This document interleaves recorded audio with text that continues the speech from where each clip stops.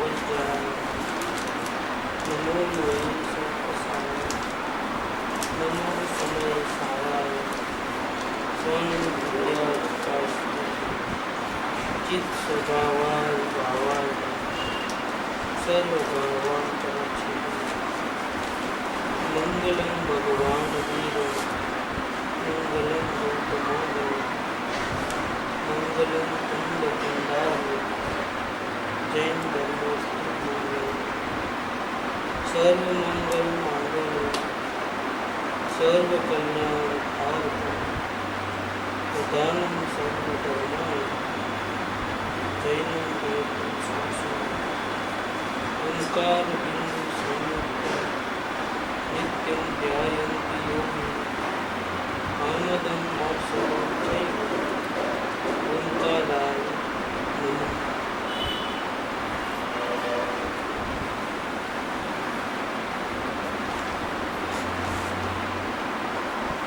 आचार्य भगवान आचार्य देव रचे ये समय सारजी परमात्मा इसकी गाथा नंबर 1 की टीका छोड़ी। गाथा नंबर 1 ध्रुवचलने अनुपम गति आमेल सर्वे सीदने वंदिको श्रुत केवली मासिक आसम प्रावृत।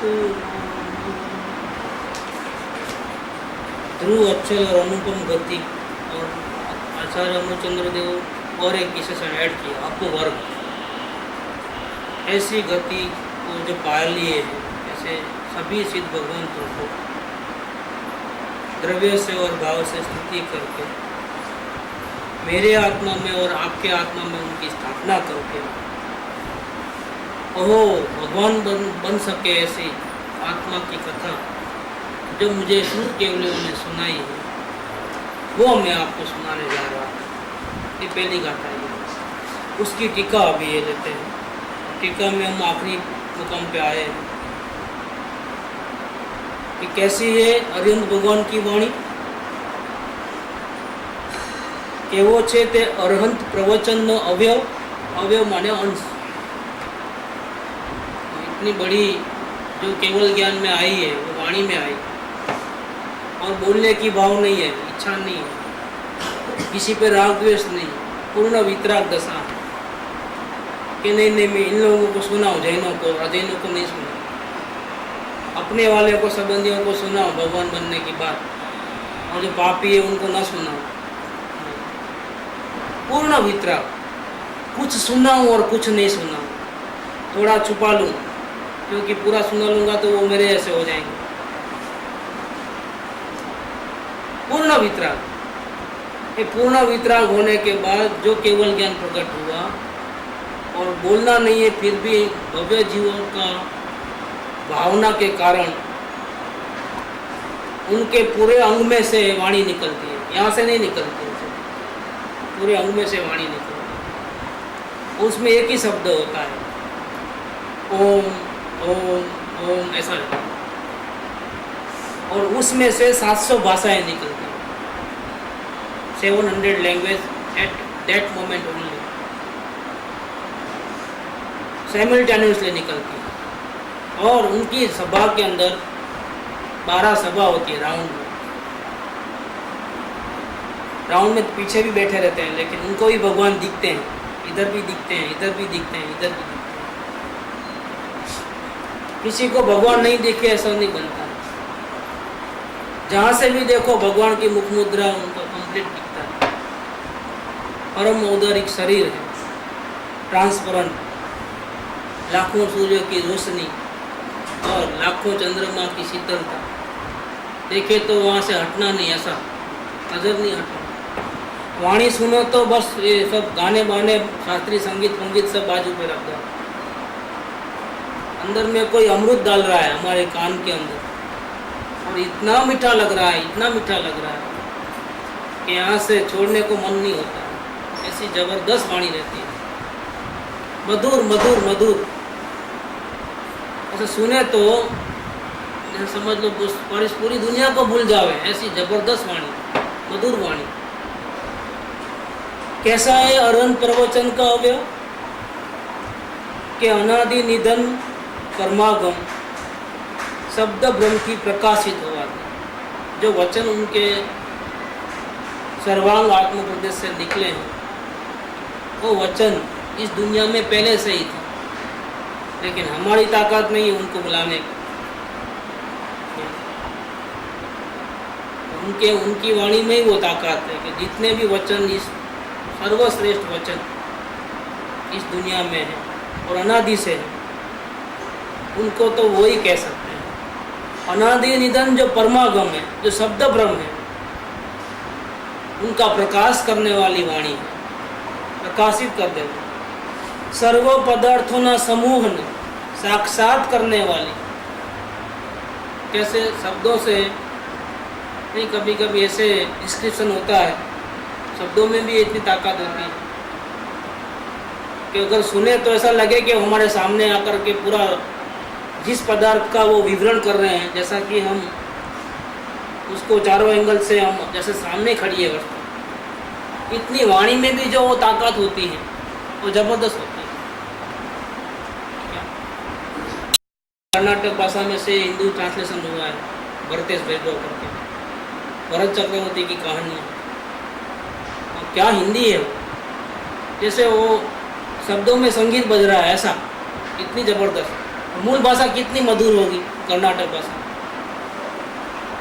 क्या मूल भाषा। ऐसा इसके अंदर में भी कि सर्व पदार्थों के समूहों को साक्षात करने वाले, जैसा ऐसा लगे सुनते सुनते कि भरत चक्रवर्ती वहाँ खड़े हैं, मुनिराज की प्रतीक्षा कर रहे हैं, क्या, और ऊपर से आकाश से मुनिराज उतर रहे हैं, और फिर उनका जो डिस्कशन किया है, कैसे उनको अपने महल में लेके जाते हैं, क्या करते हैं, ऐसा लगे कि हमारे सामने एक पिक्चर चल रहा है, हमारे सामने एक घटना हो रही है, ऐसा लगे। ऐसे भगवान की वाणी कैसी है कि दुनिया के सभी पदार्थ, कोई भी पदार्थ जिसका उन्होंने डिस्क्रिप्शन लेते हैं, क्या ऐसा लगे कि वो जाने से हमारे सामने वस्तु आ गई, खड़ी हो गई। अभी सुनने वाले श्रोता अलग अलग कास्ट के, अलग अलग धर्मों के, अलग अलग जाति के, एक नरक के लोगों को छोड़ करके देव और मनुष्य और तिर्यन सभी जो संगनी पंचेंद्रिय जो मन वाले हैं, उन सबको उनकी सभा में बैठने का अधिकार है। वो ऐसी भावना होवे ना, वो जो समोसरण है ना ऊपर भरा आकाश में, अंतरिक्ष में रहता है, भगवान भी अंतरिक्ष में, उनकी सभा भी अंतरिक्ष में, नीचे किसी को डिस्टर्ब नहीं। वहाँ नजीक जा कर के सिर्फ भावना भाव है कि मुझे भगवान की वाणी सुनना है, तो हवा में अद्धर चले आता है ऊपर और प्रवेश द्वार में प्रवेश कर देता है। कोई लिफ्ट की जरूरत नहीं, इनविजिबल लिफ्ट होती है। आपके मन को पकड़ करके आपके मन के साथ उसका संबंध रहता है। उस परिधि में आ जाओ और सोचो कि मुझे भगवान की वाणी सुनना है, दर्शन करना है, इमीडिएटली अपने आप हवा में उठ करके समुद्र में गेट में प्रवेश करो।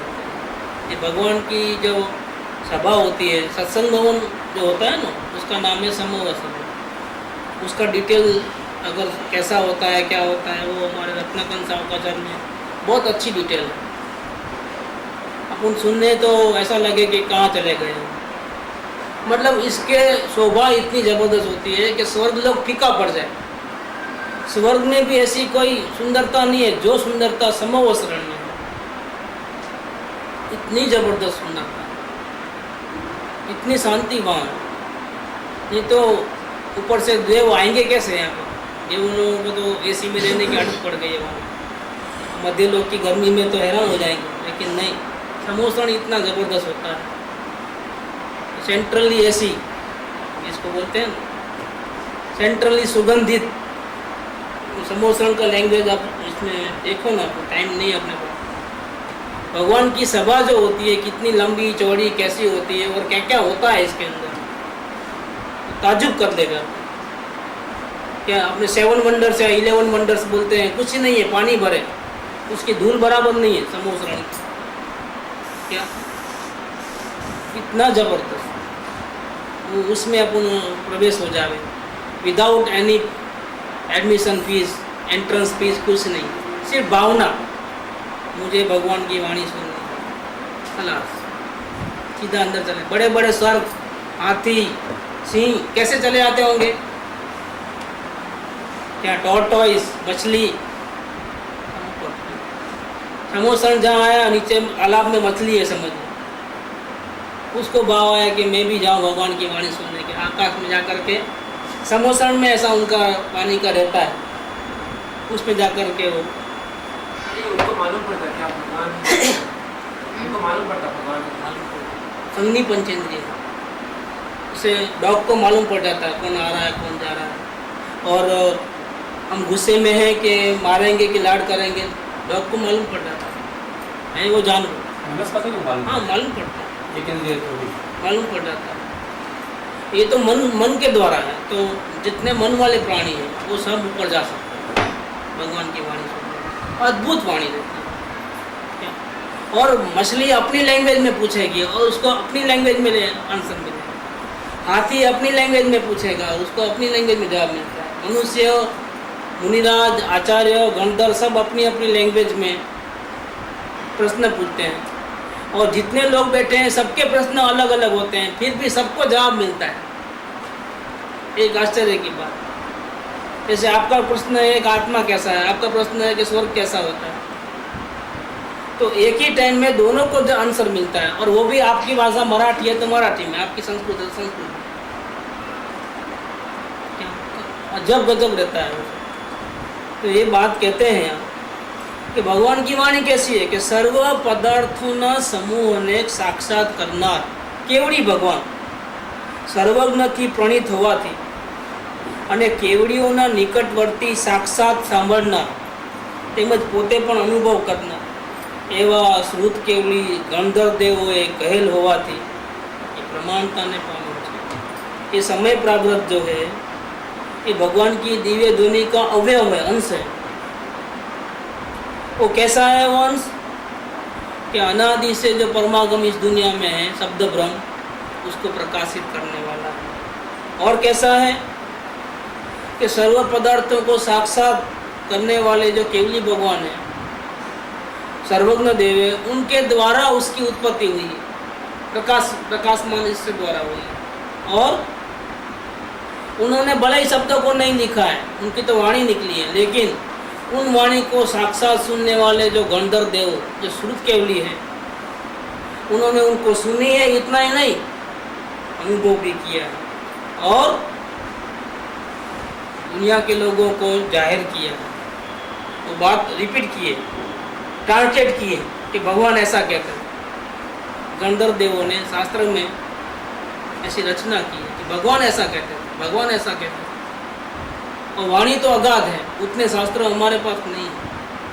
वाणी तो बहुत 12 अंग 9 14 पूर्व, 11 अंग और 14 पूर्व, मतलब 12 अंग। उसका इतने डिपार्टमेंट है, अपन उसने लिया था ना उस दिन 16 कारण भावना के अंदर कि शास्त्र कैसे कैसे होते हैं।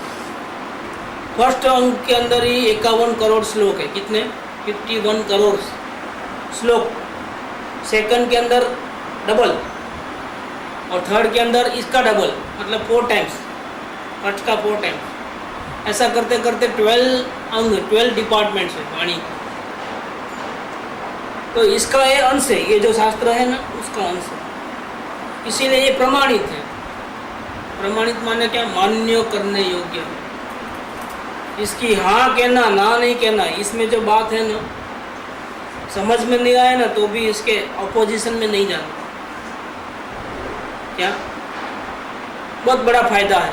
ये गुरुदेव ने शायद इसमें है कि नहीं है नहीं मालूम, इस शास्त्र के बारे में गुरुदेव ने अपने हाथों से कुछ लिखा है।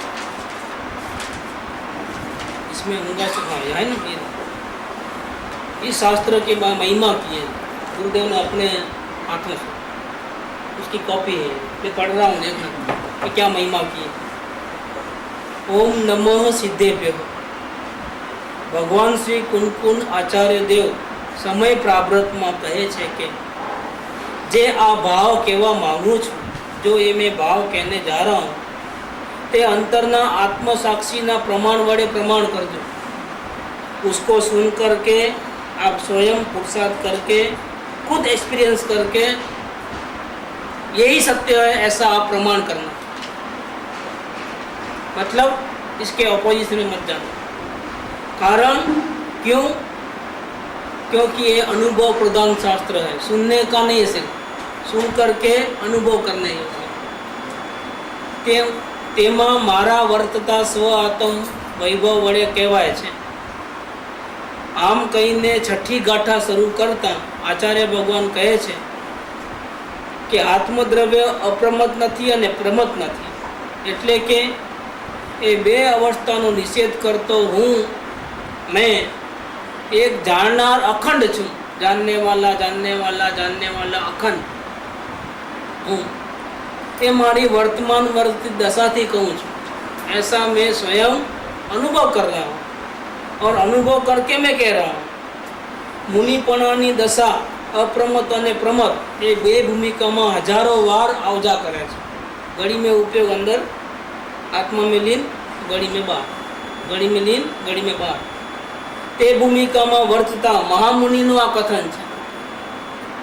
क्षण क्षण में अपने सिद्ध भगवान से बात करने वाले, लीन हो जाने वाले, सेकंड सेकंड के अंदर अंदर चले जाने वाले, ऐसे महामुनिराज का ये कथन है। अब गुरुदेव का कहना है, क्या कहते हैं देखो, समय प्राप्त माने ये समय सार, इसका मतलब समय सार रूपी भेटनु गिफ्ट फ्रॉम आचार्य भगवान। दिस इज गिफ्ट फ्रॉम परमात्मा सर्वज्ञ देव, और लेके आने वाले कौन? आचार्य भगवान। ये दिव्य ध्वनि जो है इसका अंश है, वो भगवान का गिफ्ट हम संसारी जीवों को, और लाने वाले और कोई ऑर्डिनरी नहीं है, लाने वाले भी कैसे हैं? आचार्य भगवान। समय प्राप्त अर्थात समय सा रूपी भेटनु, एक राजा ने मळवा भेटनु आपવું પડે છે। बड़े लोगों को मिलने जाओ तो खाली हाथ जाओ, समझो आपको प्रेसिडेंट के साथ अपॉइंटमेंट है तो क्या करो, कुछ तो भी अच्छी चीज़ उनके लिए लेके जाओ।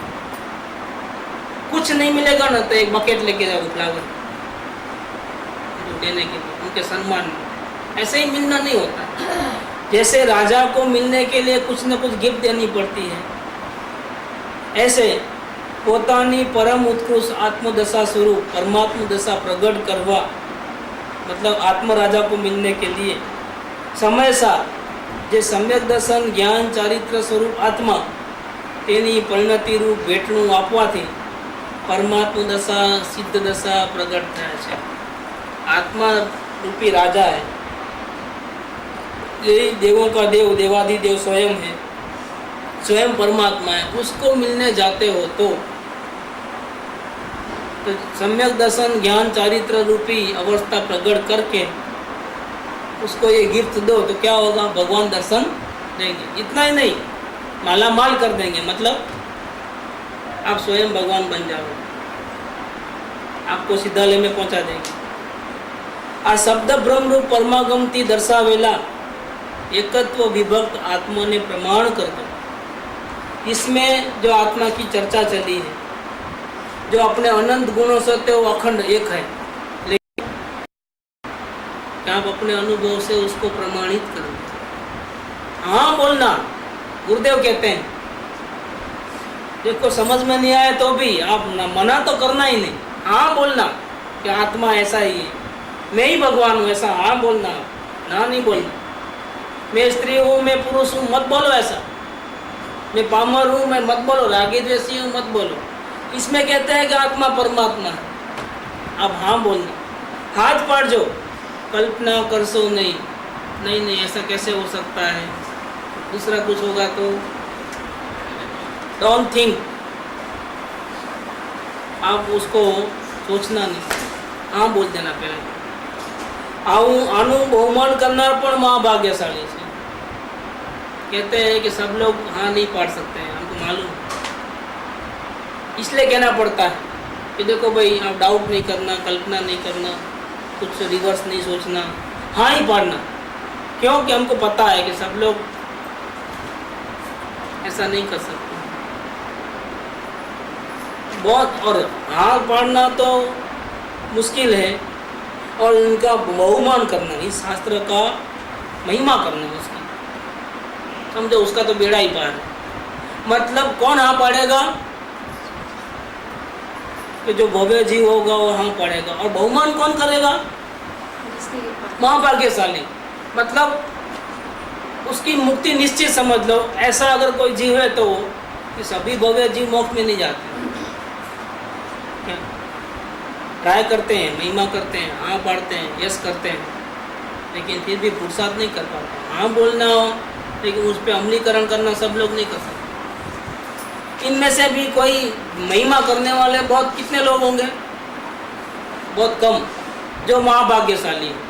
सुनने मिलना तो भाग्यशाली है, लेकिन बहुमान करना वो तो जैसे वैसे वो काम नहीं, बहुत महाभाग्यशाली है।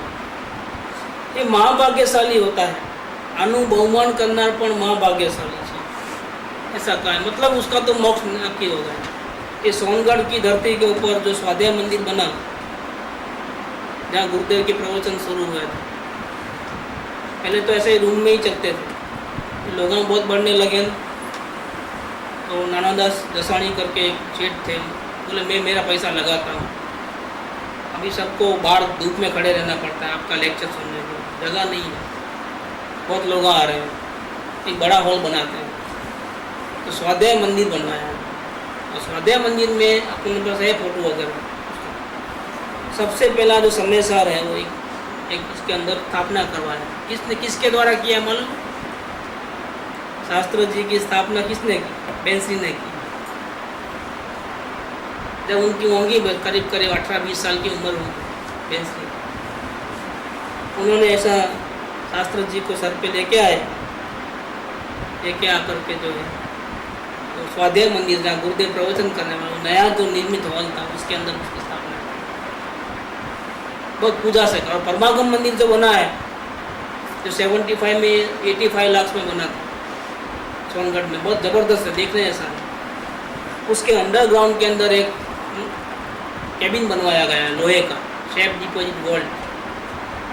इनके लिखे 5 शास्त्र है, जैसे समयसार, प्रवचनसार आदि। तो पूरा बाढ़ तो दीवारों में लगाया हुआ है, तो मतलब संगमरमर में, आरसपान में उसको इंस्क्राइब किया हुआ है, लिखा नहीं गया है। कोतरना में समझो, हाँ, कार्विंग किया गया। इनके 5 शास्त्रों को वहाँ पर दीवारों पे कार्विंग किया गया, और नीचे अंडरग्राउंड में क्या किया है, ये शास्त्रों को चांदी के पत्तों पे लिख करके कार्विंग करके,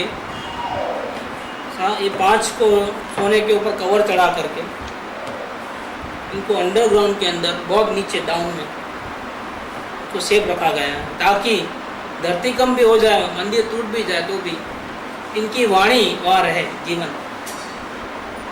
इसकी इतनी महिमा है। अब इसको मत समझो कि ऑर्डिनरी है, ये शास्त्र ऑर्डिनरी नहीं है, बहुत कीमती शास्त्र है, इसकी महिमा करते हैं। तो गुरुदेव कहते हैं कि आप देखो मना नहीं करना, मना करने वाले भाग्यशाली नहीं है।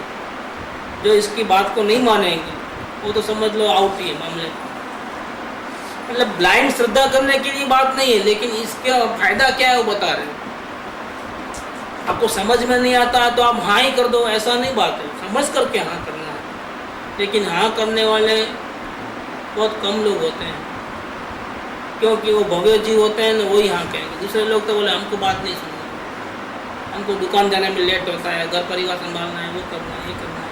वो सुनने को भी टाइम नहीं उनके, सुनने को आना भाग्य का काम है, और हाँ पढ़ना इससे ज़्यादा, और बहुमान करना उसकी तो बात छोड़ दो आप, वो तो वो खत्म, वो तीर गया समझ लेना। तो ही ऐसे भाव आते हैं, नहीं तो आते ही नहीं। तो ये इसको प्रमाण करने की बात है। ये शास्त्रों को आप प्रमाण करना माने क्या, इसमें जो कही हुई बातें हैं उसका निषेध मत करना। अब कहते हैं दूसरे धर्म में भी शास्त्र है, जैसे जीसस क्राइस्ट का बाइबल है, भगवत गीता है, और भी बहुत से हैं जो अपने अपने रिलीजन में सब लोगों ने बनाया है। श्वेतंबर मत में भी ये क्या बोलते हैं, और एक शास्त्र है उत्तराधर्म सूत्र है, भगवती सूत्र है, ऐसे बहुत से हैं, आचारंग है, हाँ सूर्य गणांग सूत्र है, ऐसे उनके 45 आगम उनके भी।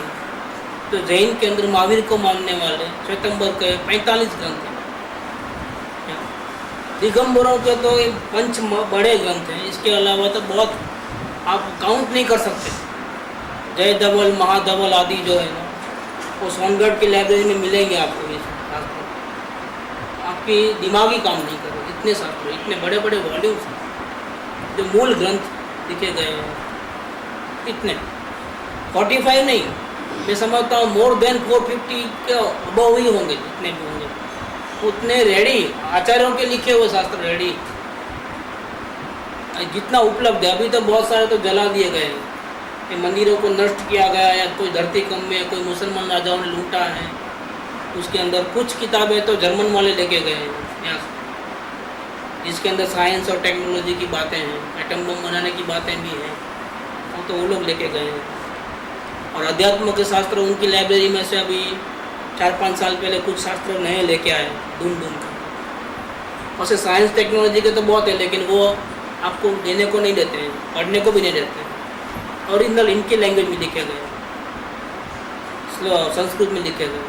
लेकिन जो अध्यात्म की बात में उनको इंटरेस्ट नहीं है, तो बोला आपको चाहिए तो लेके जाओ, हमको मतलब नहीं। ऐसे करके कुछ 6 शास्त्र वहाँ से लेके आए 4-5 साल पहले की बात।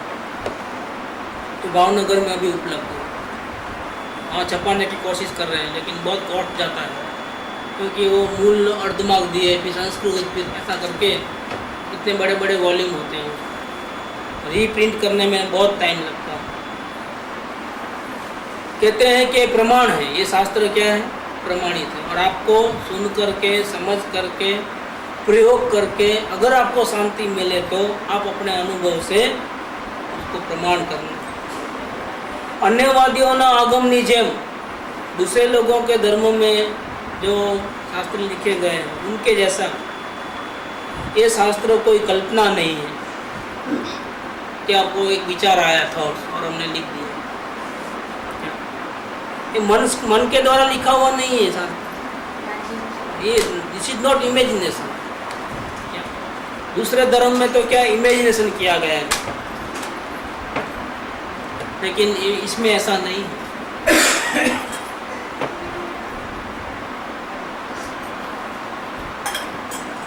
जैनों में भी जो महावीर भगवान की कथा है वो इमेजिनेशन किया गया है श्वेतंबर धर्म में, कि पहले वो ब्राह्मण के गर्भ में थे, कुछ उन्होंने पाप कर्म किए थे, भी इंद्र को लगा कि नहीं ये गलत हो रहा है, भगवान तो राजा के घर में ही होना चाहिए। तो फिर वो क्या करते हैं, जो ब्राह्मण माता के गर्भ में से उनको निकाल करके रानी के गर्भ में उसको डाल देते हैं। कौन? देख, ये सब कल्पित है, दिस इज इमेजिनेशन, नथिंग ये प्रैक्टिकल पॉसिबल नहीं। तो कोई गर्भ को उठा करके यहाँ से वहाँ लेके जाए, इम्पॉसिबल चीज। लेकिन ऐसी बहुत सी बातें हैं जो कल्पना कर दी गई है। जैसे मल्लीनाथ जो है वो स्त्री थे, वो कल्पना, वो सत्य नहीं है। मरुदेवी माता को हाथी के ऊपर केवल ज्ञान हुआ, ये कल्पना है। केवलियों को भी आहार होता है, ये कल्पना है, सत्य बिल्कुल नहीं है इसके अंदर। ये ऐसे कल्पना नहीं है, ये भगवान की वाणी में से आया है। इसकी जो जो बातें हैं ना आप फील कर सकोगे, जो विधि बताते हैं उस एंगल से देखोगे और प्रयोग करोगे ना, तो आपको दोनों कान पकड़ना पड़ेगा कि नहीं यही बात सत्य है, बाकी सब गलत है। इतना ये कल्पना नहीं है, जिससे आपको ऐसा मौका नहीं आएगा कभी भी कि आप उसको रॉन्ग प्रूव कर सको, ऐसा आपके पास मौका नहीं आएगा कभी। आप इसको रॉन्ग प्रूव नहीं कर सकोगे अगर आप जिस भी विधि से वो बताया गया है, इसके अंदर आत्मा की कथा सुनाई गई है, उस विधि से सुनोगे और उस एंगल से देखोगे। जैसे नहीं 3D पिक्चर आते हैं तो क्या करना पड़ता है, ऐसे ही नहीं आ सकते थिएटर, चश्मे देते हैं आपको थिएटर वाले कि ये देखो 3D चश्मे पहनो और जाओ, तो आपको पिक्चर दिखता है। अगर चश्मे नहीं पहने तो पिक्चर बराबर नहीं दिखता है। ऐसे जो एंगल से, जो कंडीशन रख करके ये शास्त्र सुनना चाहिए, ऐसा अगर आप सुनो आपको आत्मा, आपका अपना खुद का आत्मा जो है ना यस बोल देगा कि नहीं ये सत्य है, और बाकी जो भी है ना असत्य है। ये आपको आपकी आत्मा कहे। इसीलिए ये जो शास्त्र है ना ये ज्ञान में से निकला है, मन बुद्धि में से लिखा गया नहीं। ये सहज उसकी रचना हो गई है। आचार्य देव आखिरी में कहते हैं कि देखो आप समझते होंगे कि मैंने ये शास्त्र बनाया है, नहीं, गलत बात। इसकी रचना कैसे हो गई मैं भी नहीं जानता। जैसे अपने अवलोकन की बुक की रचना कैसे हुई, कभी भाव नहीं थे छपाने, इतना नहीं, लिखते वक्त भी कुछ सोच करके लिखूं ऐसा नहीं,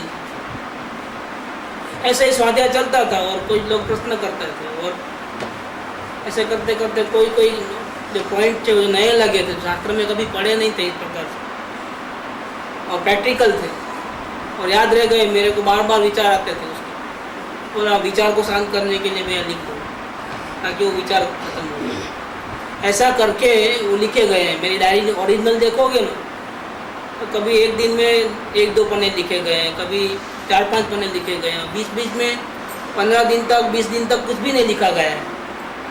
ऐसा करके 96, 97, 98 में एक डायरी लिखी गई। जो किसने लिखाया नहीं मालूम, कुदरत ने लिखाया, समझ लो।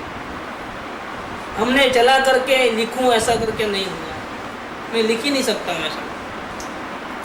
और ऐसे ये शास्त्र भी ये बुद्धि से लिखा गया शास्त्र नहीं है। This is not a story, क्या कोई कल्पना नहीं है, ये अंतर की बातें हैं जो ज्ञान के अनुभव में से निकली है, आत्मा में से निकली है। इसीलिए ये झूठा नहीं है, ये सत्य है। आप हाँ कहो या न कहो, आपको एक ना एक दिन पलटना पड़ेगा, ये नहीं पलटेगा। इसमें जो सिद्धांत सूत्र है ना वो शाश्वत है। क्या अभी आप मना करो तो कोई बात नहीं, मत मानो, लेकिन जब आपको सुखी होना पड़ेगा ना, जब आप सुखी हो जाएंगे ना, जो टाइम आ जाएगा ना, तब आप उल्टे होकर के आ जाएंगे कि नहीं यही सत्य था, यही सत्य है, यही सत्य रहेगा। पहले मैं ही गलत था जो मैं मानता नहीं। आत्मा जानने देखने वाला है, मैंने नहीं माना, किए बिना कुछ कैसे होगा ऐसा मैंने माना। और जबकि इसमें कहा क्या कहा है, आत्मा सिर्फ जानने देखने। मत मानो, अभी क्या होगा अगर नहीं मानोगे तो क्या होगा। आत्मा करने धरने वाला है, आत्मा रागी जैसी है ऐसा मानो, क्या होगा, आपको तकलीफ होगा। बाहर से सुख मिलता है ऐसा मानो, आपको तकलीफ होगा। दूसरों से हेल्प ले और दूसरों को हेल्प करो ऐसा मानो, आपको तकलीफ होगी।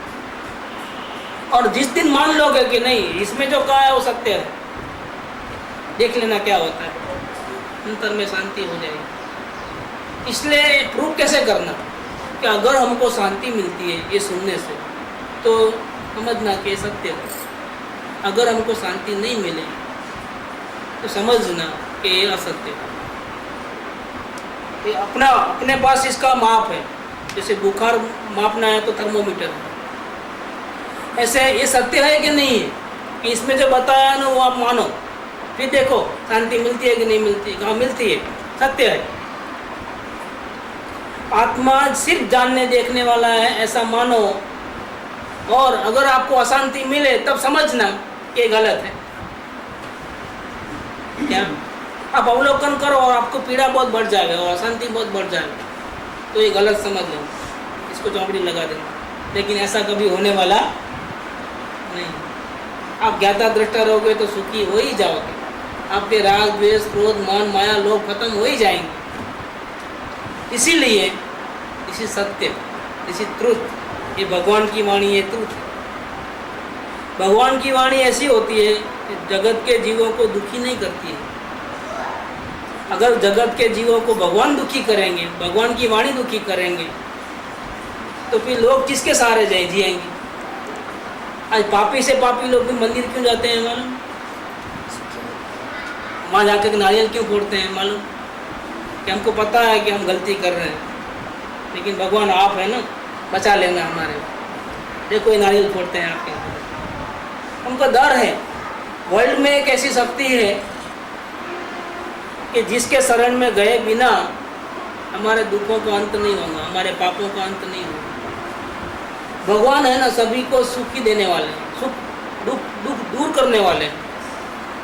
अगर भगवान की वाणी सुने अगर हम, और अगर हमको शांति न मिले तो क्या फायदा, फिर कहाँ शांति मिलेगी।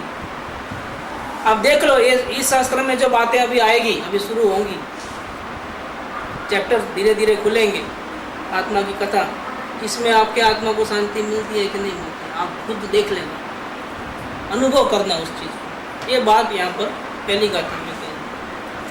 अब प्रथम गाथा में जो टीका हुई उसका भावार्थ कहने जा रहे हैं पंडित जयचंद।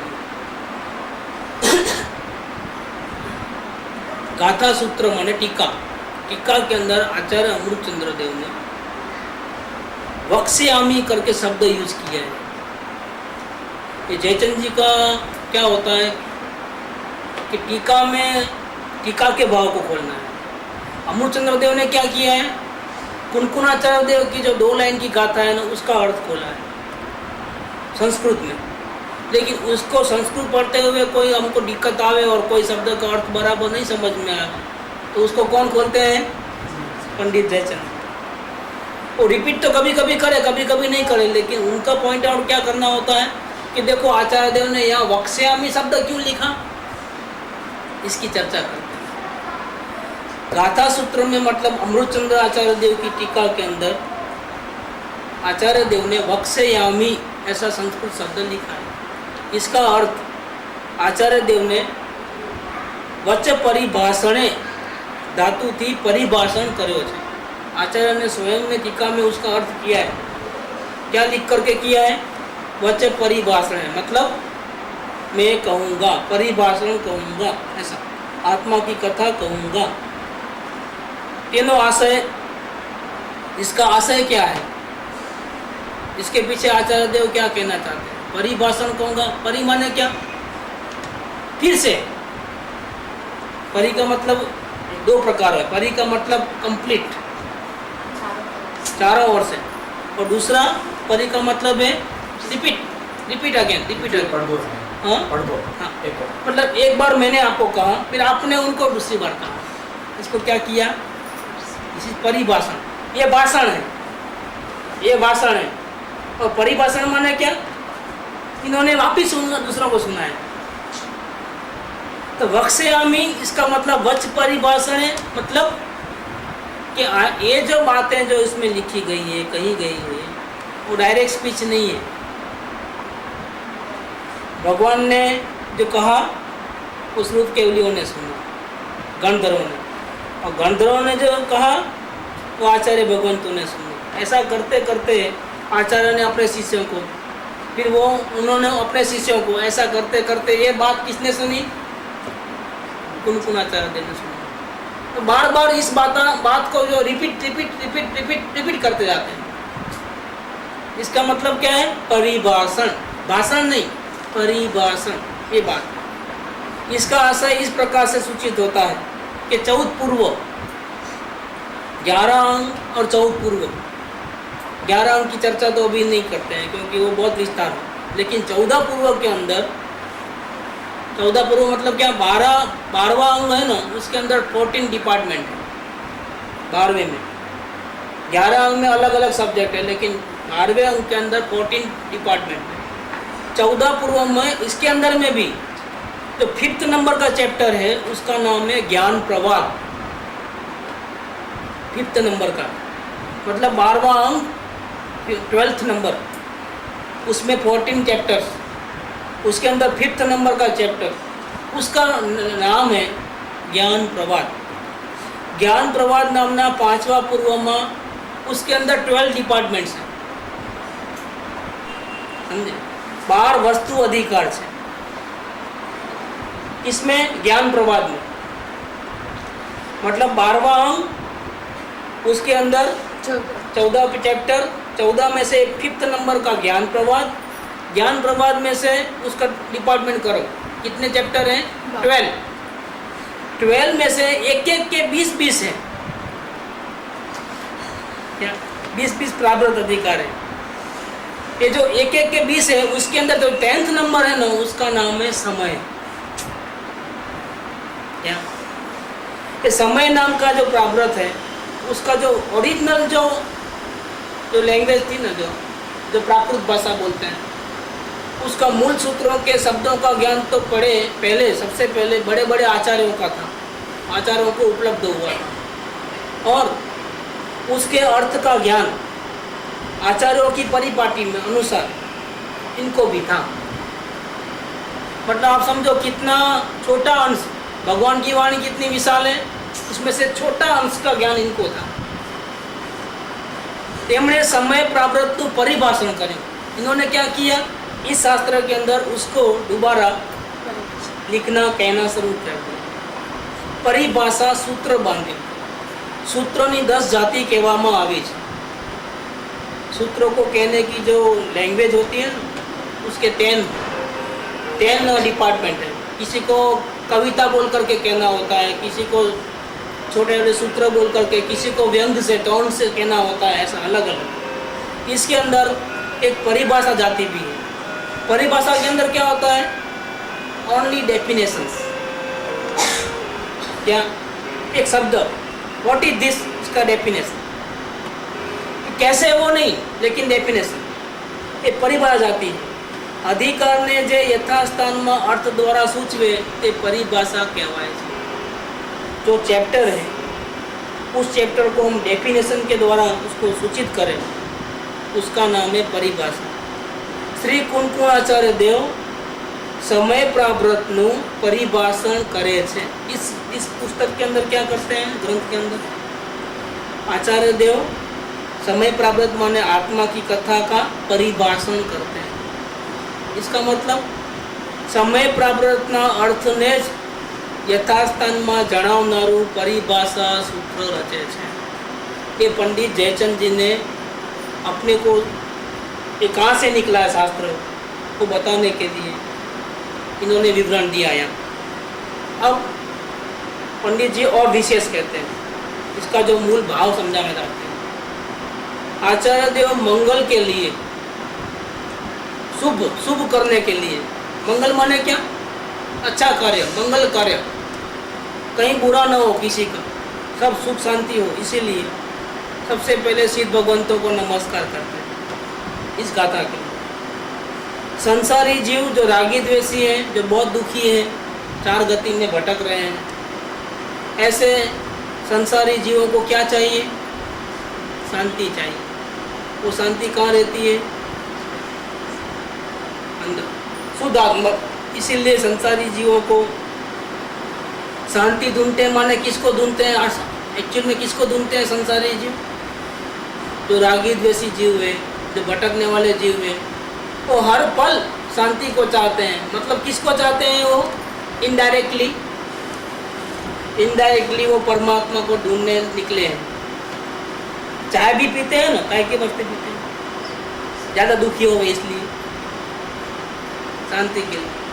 वो चाय में भगवान को ढूंढते हैं, कोई टीवी में भगवान को ढूंढता है, कोई घूमने फिरने में भगवान को ढूंढता है, कोई शॉपिंग करने में भगवान, उनको रास्ता नहीं मालूम। लेकिन सभी संसारी जीव क्या करते हैं, शांति को चाहते हैं। माने किसको चाहते हैं, भगवान को चाहते हैं, भगवान के दर्शन को चाहते हैं, भगवान की कृपा को चाहते हैं। तो संसारी को शुद्ध आत्मा साध्य है, और सिद्ध भगवान क्या है, साक्षात शुद्ध आत्मा है। इनको देखना है तो पहले किनको देखना, किनको समझना, जिसको शांति चाहिए उनको किसको समझना चाहिए, पहले सिद्ध भगवान। क्यों कि संपूर्ण शांति कब मिलेगी, और किसको मिली हुई है संपूर्ण शांति, कि सिद्ध भगवंतों को संपूर्ण शांति मिली हुई है। कहाँ रहते हैं वो, लोक के अग्रभाग। कितने हैं वहाँ, अनंत। पहले कैसे थे, हम जैसे रागी द्वेषी। कैसे उन्होंने यात्रा शुरू की और कैसे उन्होंने इस पद को पाया, ये आप समझ लो। आप ऐसे ही भागम दौड़ी मत करो, पहले उठा पटक मत करो। क्या कहना चाहते हैं कि देखो भाई, आप भी शांति को चाहते हो, यहाँ जितने बैठे हैं सब शांति को चाहते हैं। जितने लोग नहीं आए हैं यहाँ पर सुनने के लिए, ये आचार्य भगवान सुनाने के लिए आए हैं, कहाँ से आए होंगे? आकाश से यहाँ है, फोटो में है। वो सुनाने के लिए आए हैं। कुछ लोग जो है सुनने को लिए आए हैं, कुछ लोग अभी आज संख्या कम है तो वो किधर गए होंगे। और बहुत से लोग तो रोज़ नहीं आते हैं, रोज़ यहाँ चलता है लेकिन कोई आता नहीं है। क्यों नहीं आते हैं? कि धंधा कौन करेगा, रागद्वेष कौन करेगा, उठापटक कौन करेगा। यहाँ क्या कहते हैं आचार्य देव, क्या कहते हैं? आचार्य देव का अंदर में क्या है, वो भाव जो पहली गाथा में कहा, उसके भाव पंडित जी क्या कहते हैं? कि पंडित जी ये कहते हैं कि आचार्य देव ऐसा कहना चाहते हैं, भैया कि देखो तुमको शांति चाहिए कि हाँ चाहिए, तुम क्यों उठापटक करते हो, इतना भागम दौड़ी क्यों करते हो? आओ देखो हम तुमको सिद्ध भगवान का स्वरूप बताते हैं, चलो मैं बुलाता हूँ सिद्ध भगवान तुमको। ऐसा करके पहली गाथा में उन्होंने क्या किया, सिद्ध भगवान को याद किया और उनको क्या किया, अपनी आत्मा में स्थापना की। और जितने सुनने वाले आए उन सबकी आत्मा में उसका स्थापना किया। और फिर क्या किया, वो कितने मज़े में है उसकी बात बताई कि पंचम गति कैसी होती है। जहाँ से सिद्ध भगवान आए हैं या हमने बुलाया है और वो आए और अपनी आत्मा में प्रवेश किया है, वो सिद्ध भगवान रहते कहाँ हैं हम और कितनी मज़ा कर रहे हैं, उसकी बातें बताई क्या। और हमको कैसे मालूम, हमको ऐसे थे क्योंकि वो हरियन भगवान ने बताया, हमारे हरियन भगवान ने बताया, गणधरों ने सुना, गणधरों ने आचार्य देवों को कहा, आचार्य देवों ने इनको कहा। ऐसा करते इन्होंने कानी स्वामी को कहा और इन्होंने हमको कहा और हमने, समझा? इस प्रकार से बातें आई, भगवान की बात वाया वाया वाया वाया इधर आई। देखो अभी आपको शांति चाहिए ना, शांति की बात मैं कर रहा हूँ। देखो आचार्य देव ऐसा कह के गए, लिख के गए हैं, देखो। और सिद्ध भगवान का मैं स्वरूप बताता हूँ, समझो। क्यों? कि जब तक आप सिद्ध भगवान का स्वरूप नहीं समझोगे तब तक अज्ञानी में से ज्ञानी कैसे होना, दुखी में से सुखी कैसे होना, उसकी कहानी आपको कैसे समझ में आएगी, उसका पता कैसे लगेगा। इसीलिए मैं आपको सिद्ध भगवान की कहानी सुनाने के पीछे मेरा हेतु क्या है कि इनका स्वरूप समझ करके भगवान का आप भगवान बनने की चाहना प्रकट करो। और जैसा भगवान ने अपने आत्मा की आराधना की वैसे आप भी कॉपी टू कॉपी वैसा ही करके उनको फॉलो करके आप किसको सेवा करो, अपने आत्मा की सेवा करो। ये उठापटक छोड़ दो सुखी होने के लिए। सुखी होना है अगर, परमानेंट सुखी होना है अगर, तो मैं आपको सिद्ध भगवान को बुला करके उनका स्वरूप समझाता हूँ। इस पर समझ जाओ कि सुखी होना है तो दूसरा कोई रास्ता नहीं है। अपने आत्मा को पकड़ लो, उसको देखो, उसको जानो, उसको अनुभव करो, देखो फिर आप सुखी होते हैं कि नहीं होते। ये गारंटी है कि आप जरूर सुखी हो जाओगे। इसीलिए पंडित जी कहते हैं कि आचार्य देव ने सबसे पहले सिद्ध भगवान को बुलाया, उनका स्वरूप समझाया और उनको नमस्कार किया। क्यों? कि उनकी महिमा करने से, उनकी बात मानने से तो संसारी जीवों के एक रास्ता मिलेगा सुखी होने का। क्या रास्ता मिला? कि सुखी होना है तो जानने देखने में रहो, अपने आत्मा को देखो, बाकी सब दुनिया को भूल जाओ। उठा पटक, हेरा फेरी, आगे पीछे करना नहीं करना सब छोड़ दो। ऐसा करते ही संसारी जीवों को शांति मिलेगी। सिद्ध भगवान का स्वरूप समझने से अपने आत्मा का स्वरूप समझ में आता है और अपने आत्मा का स्वरूप समझ करके अनुभव करने से हमको शांति मिलती है। इसीलिए पंडित जी कहते हैं कि पहली गाथा में आचार्य देव ने भगवंतों का बुला करके इस भगवंतों को इनका स्वरूप समझाया और शांति कैसे मिलती है वो रास्ता बताया। कोई इष्ट देव का नाम लेकर के नमस्कार क्यों नहीं किया? महावीर भगवान, ऋषभदेव भगवान, शंकर भगवान, ऐसा क्यों नहीं किया? इसकी चर्चा आचार्य देव ने पहले कर ली है, इसीलिए मैं उसको दोबारा रिपीट नहीं करता हूँ। पंडित जी कहते हैं सिद्धों को ये पंडित जी खास बात और कहना चाहते हैं कि सिद्धों, सिद्ध नहीं लिखा है, क्या लिखा है? सिद्धों, सिद्ध भगवंतों, सिद्ध भगवंत नहीं। तो इन्होंने अपने लैंग्वेज में क्या कर दिया है, क्या बोलते हैं उसको अंग्रेजी में, एक वचन दो वचन क्या बोलते हैं? प्लूरल्स, सिंगुलर है ना, प्लूरल। इन्होंने लैंग्वेज में प्लूरल को यूज किया है, मतलब एक सिद्ध नहीं, कितने सिद्ध? क्या उसके आगे भी क्या शब्द लगाया? सर्व, सर्व ऐसा एडजेक्टिव लगाया है। इसका मतलब क्या निकला कि भगवान वहाँ जो बैठे हैं ऊपर, वो कितने हैं? एक नहीं, अनंत है, ऐसा अपना अभिप्राय बताया। इसी प्रकार से जो कहते हैं कि एक ही आत्मा है, ज्योत में ज्योत मिल जाती है, ये सब बात जो अन्य धर्मों वाले कहते हैं वो बात ठीक नहीं है, ऐसा पंडित जी यहाँ कहते हैं।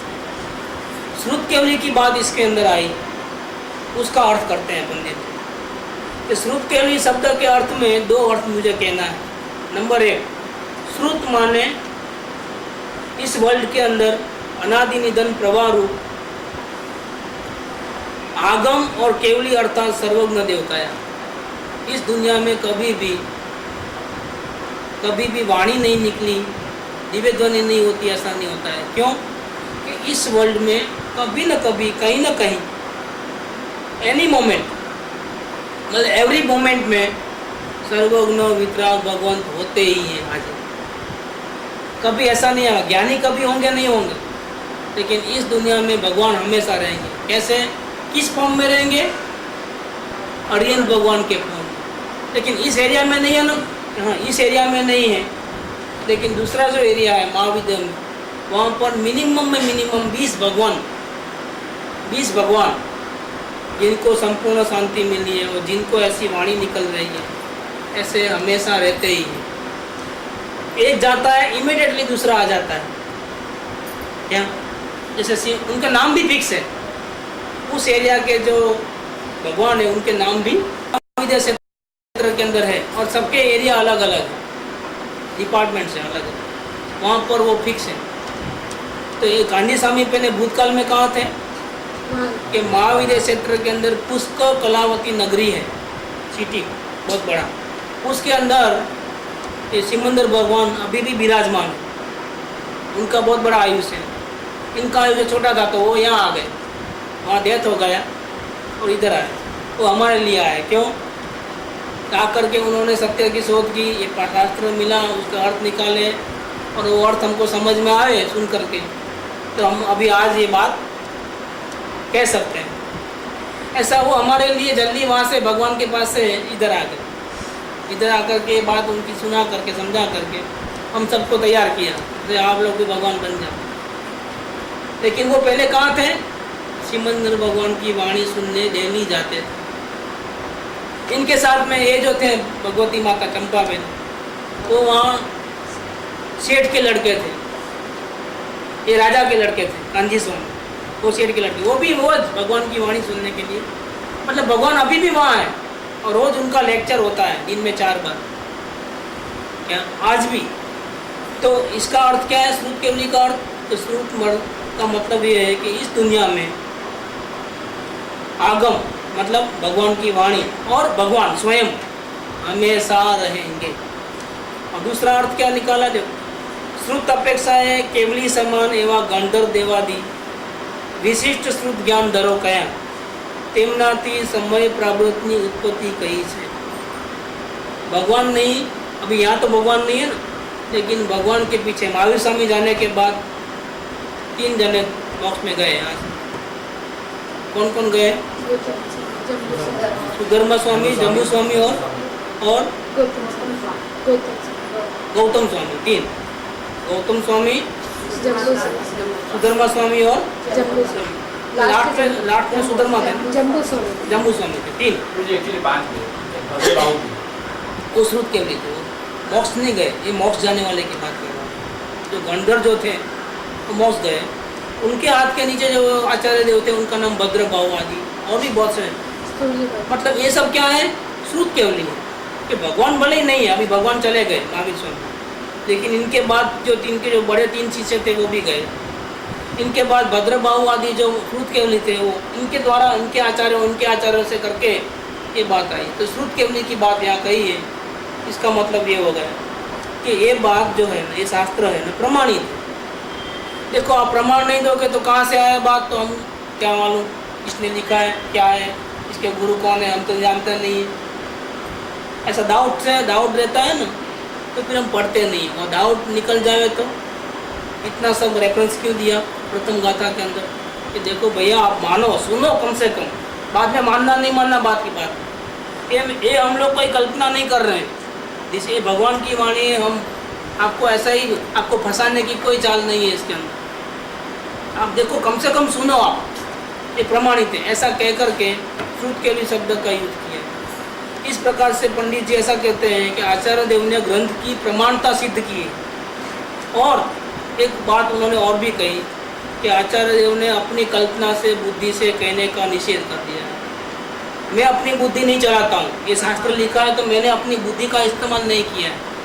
मैंने तो जो श्रुत केवलियों ने कहा है ना, जिन्होंने भगवान की वाणी सुनी थी, उनकी बात यहाँ वापस दोबारा कह दिया है। ये मेरे पास इसका यूज करना नहीं है, बुद्धि का यूज मन का यूज मैं नहीं करता। अपनी बुद्धि से कल्पना से कहने का निषेध कर दिया है।